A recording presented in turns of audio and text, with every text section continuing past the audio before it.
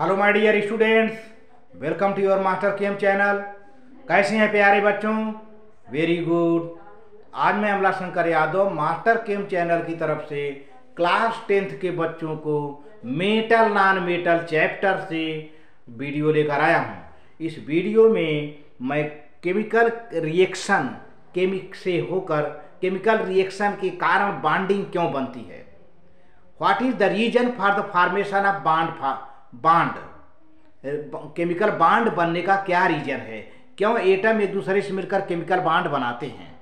क्योंकि मैंने इसके पहले डिस्कशन थोड़ा सा किया था कि स्टेबल इलेक्ट्रॉनिक कॉन्फ़िगरेशन एक्वायर करने के लिए हर एलिमेंट चाहता है कि उसके आउटर मोस्ट सेल में 8 इलेक्ट्रॉन हो जाए, हीलियम को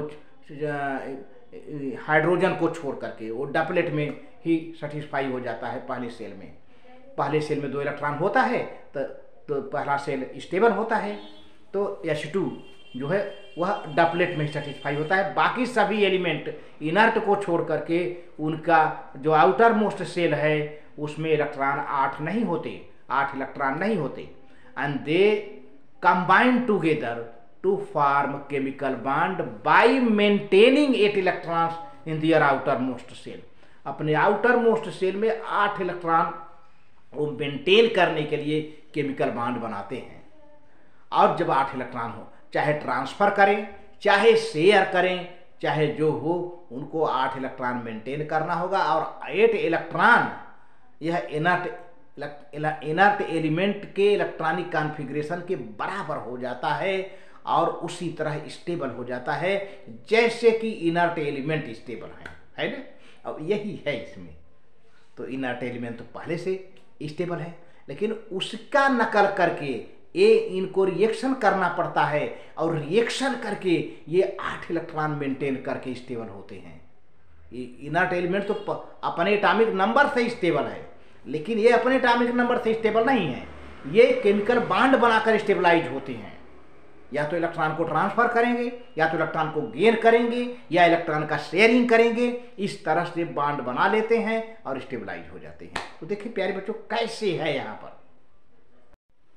हाँ तो प्यारे बच्चों, काज ऑफ केमिकल बॉन्डिंग और केमिकल कॉम्बिनेशन, केमिकल बॉन्डिंग की क्या कारण है, केमिकल कॉम्बिनेशन के कारण क्या है, क्यों केमिकली कंबाइन करते हैं, क्यों कंबाइन करके केमिकल बॉन्ड बनाते हैं। तो देखिए पहला point, every things in this world wants to become more stable. ये बहुत बड़ी ऊंची बात बताई। हर चीज़ें इस वर्ल्ड में स्टेबल होना चाहती हैं, इस संसार में सभी चीज़ें स्टेबल होना चाहती हैं। तो स्टेबल होने के लिए उनका एनर्जी क्या होता है, डिक्रीज कर जाता है, और जब डिक्रीज कर जाता है तो स्टेबलाइज हो जाता है। तो फॉर एटम की बात करें तो stability means having electron arrangement of N inert gas with either 2 or 8 electrons in their outermost cells or having octet or doublet in their outermost cells। बात क्लियर हो गई। अगर एटम की बात करें तो उनकी स्टेबिलिटी में 8 इलेक्ट्रॉन आउटर मोस्ट सेल में होता है। उनका जो इलेक्ट्रॉनिक अरेंजमेंट होता है वह इनर्ट गैस के इक्वल होता है। और या तो ये 8 होगा या तो 2 होगा। और ये आउटर मोस्ट सेल की बात, आउटर मोस्ट सेल में 8 होगा या तो 2 होगा। ऐसा इलेक्ट्रॉनिक कॉन्फ़िगरेशन उनको मिलता है तो वे स्टेबलाइज हो जाते हैं, और इसके लिए उनको केमिकल बॉन्ड बनाना पड़ता है।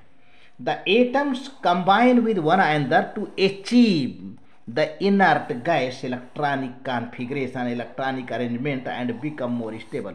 इसके लिए एटम को क्या करना पड़ता है, कंबाइन करना पड़ता है, केमिकली रिएक्शन करना पड़ता है, जिससे उनको इनर्ट गैस इलेक्ट्रॉनिक अरेंजमेंट मिल जाए, इनर्ट गैस इलेक्ट्रॉनिक अरेंजमेंट की तरह हो जाए उनका भी arrangement, and they become more stable. यह है the atoms form chemical bond to achieve stability by acquiring the inert gas electron configuration in their outermost shell. और this combination can be in 3 ways: by losing one or more electrons to other atoms।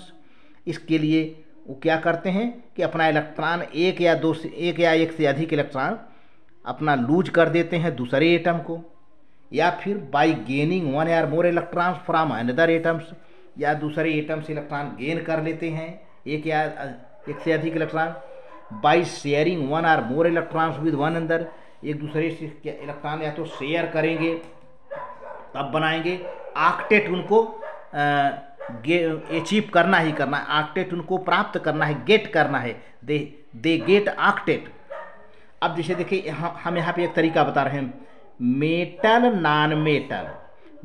Non metal के बीच में आयनिक bond बनता है। आयनिक bond को हम क्या कहते हैं? इलेक्ट्रोवायलेंट बांड कहिए चाहे आयनिक बांड कहिए। जब भी मेटल होगा और नॉन मेटल होगा तो हमेशा उनके बीच में कौन सा बांड बनेगा प्यारे बच्चों? आयनिक बांड बनेगा। इसी बांड को इलेक्ट्रोवायलेंट बांड भी कहते हैं। तो चलो एक मेटल ले लेते हैं सोडियम, दूसरा नॉन मेटल क्लोरीन ले लेते हैं। सोडियम का एटॉमिक नंबर 11 होता है 281 और 287। क्लोरीन का हो गया 8 2 10 तो 17 हो गया, और 8 2 10 11 हो गया। अब क्या होता है प्यारे बच्चों कि सोडियम अपना एक इलेक्ट्रॉन क्लोरीन को दे देता है, तो सोडियम के बाहर 8 रह जाता है, क्लोरीन के बाहर 7 है। एक इलेक्ट्रॉन पाने के बाद ये भी 8 हो जाता है।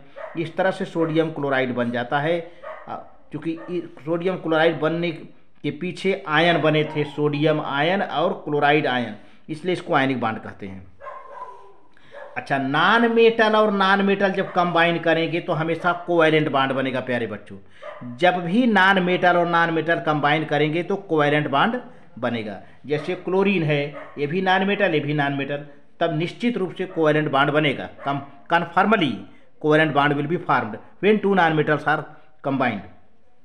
अब जैसे 287 दोनों के आउटर मोस्ट सेल में 7 इलेक्ट्रॉन है, तो अब क्या करेंगे? एक एक का शेयर कर। देखिए क्लोरीन का मैंने 7 इलेक्ट्रॉन दिखाया है, 2 2 4 2 6 1 7। इस क्लोरीन को हमने ब्लैक कलर से कर दिया है, 2 2 4 2 6 1 7।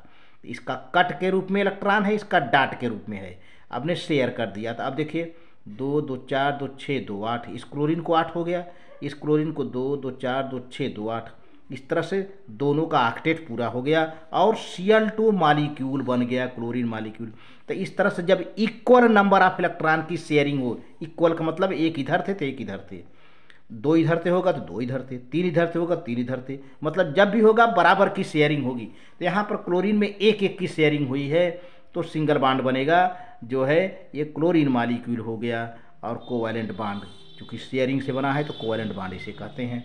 इस तरह से प्यारे बच्चों, वीडियो अच्छा लगे तो लाइक करके सब्सक्राइब करना, शेयर करना। Very good, thank you.